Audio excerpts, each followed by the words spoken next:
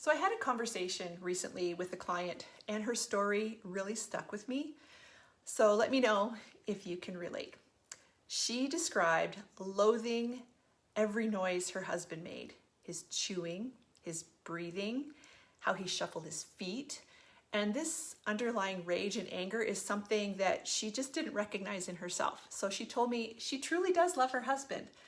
She just can't stand him lately, ever since she hit perimenopause. She told me she's normally a happy person, someone with genuinely positive outlook on life, but perimenopause has completely shifted that for her. Her quality of life has changed. It's caused a rift in her relationship. And so when she reached out to her doctor, she basically got sent home empty-handed. No solutions, no real support, just dismissed. And I thought, what the heck? I can't believe that this intelligent, professional woman who is reaching out for help did not get the help that she deserved. So later in this video, I'm going to share some strategies that you can try to support your brain through this hormonal roller coaster that you're going through. So please hit the like button, subscribe. I'd love to spread this video far and wide so that women going through perimenopause need to hear this and they need to learn that they're not alone. It's not a character flaw. So here's the thing. She's not alone, not even close. What happens during perimenopause is that your brain is going through some massive hormonal shifts. And these shifts can affect your mood, your emotional regulation, your stress response, your resilience, your sleep. It affects everything. And women can experience rage and anxiety, irritability, a loss of joy. It can be so intense, unlike anything that they've ever experienced before, that can actually feel frightening, like, who is this person? Who am I becoming? And I want to talk about something that might seem extreme, but it is actually backed by statistics. So there's a documented correlation between perimenopause, menopausal phase of life, and divorce rates. Women in this phase experience higher rates of relationship breakdown. And it's because, they're just so irritable and their brain is changing. It's not that they've suddenly stopped loving their partners. It's because of the mental anguish and the behavioral changes, the emotional volatility. It's hard on them and it's hard on their significant other. And without proper support, without someone who actually understands what's happening in their body and their brain, their relationships can fracture under the pressure. And here's what I want you to know. If you're listening and you're in this phase of life, you don't have to suffer through this alone. Things do get better. Perimenopause can be this really difficult phase, but I specialize in helping women navigate this roller coaster of hormonal changes. I've seen firsthand that there are so many tools available to help you. There are herbs and supplements and targeted nutrition and movement and medications and counseling. And these things do work, but first and foremost is finding somebody who will really listen to you, somebody who takes your experience seriously instead of dismissing you like that doctor did. So if your doctor's not helping, if they're not listening, and you can find another doctor, you can find a therapist, you can find somebody who is going to take you seriously. And if you want to explore natural approaches, there are practitioners who also specialize in this. The point is, you don't have to white knuckle your way through menopause, hoping that it'll eventually end. Perimenopause can be 3 to 10 years, and your mood matters, and your mental health matters, and the quality of your relationships matters. So you deserve support that actually addresses what you're going through.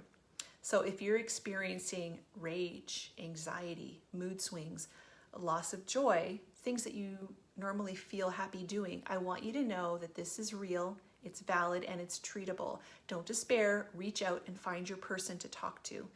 And just know that the woman that you used to recognize as a happy, loving person, a positive person, she's still in there.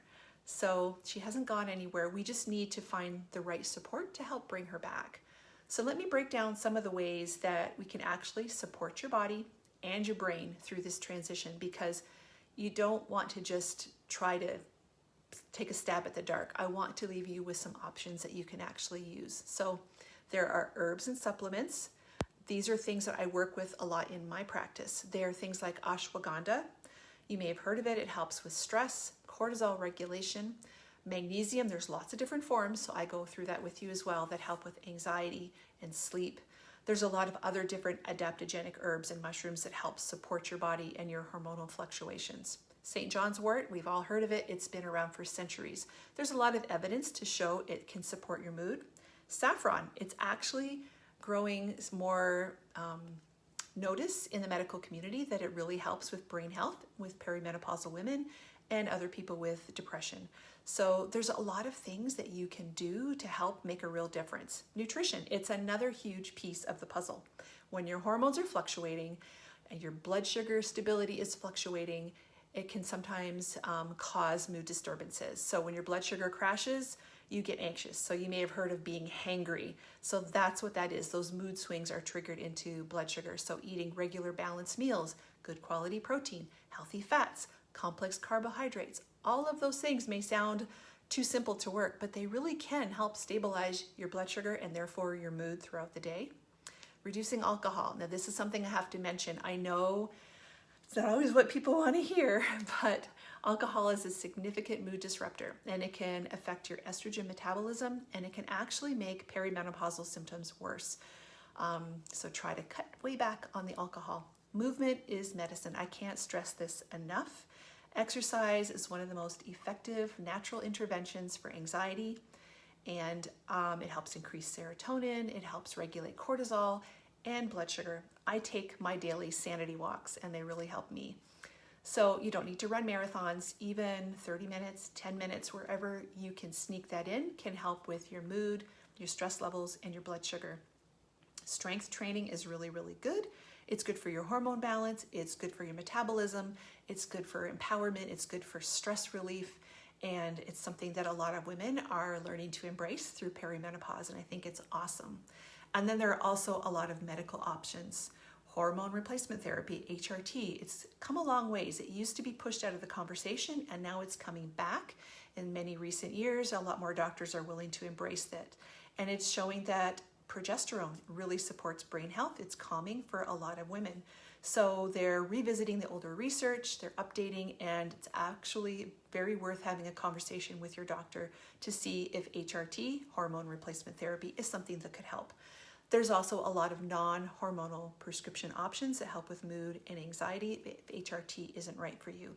And remember, this is not medical advice, this is purely for education. But the point is, there are a lot of options on the table that we need to talk about. And finally, I think this is the phrase that's most underestimated. Talking to someone, a therapist, a coach, a practitioner who truly understands perimenopause, the cognitive and emotional changes that happen during this time. These are real and significant, and they can have a life-changing effect on your relationships. So it's important to find somebody who's truly therapeutic and genuine. It also helps to communicate with your family and with the people around you when you feel that you need some space, so that they understand that you're struggling, they understand that you are doing your best, and that they can be supportive in their own way. So if you take nothing else from this video, let it be that what you're feeling is real, it's hormonal, it's neurological, it's not a character flaw, it's not who you are not losing your mind, you're just going through one of the most significant hormonal changes in your life, and you deserve proper support through it.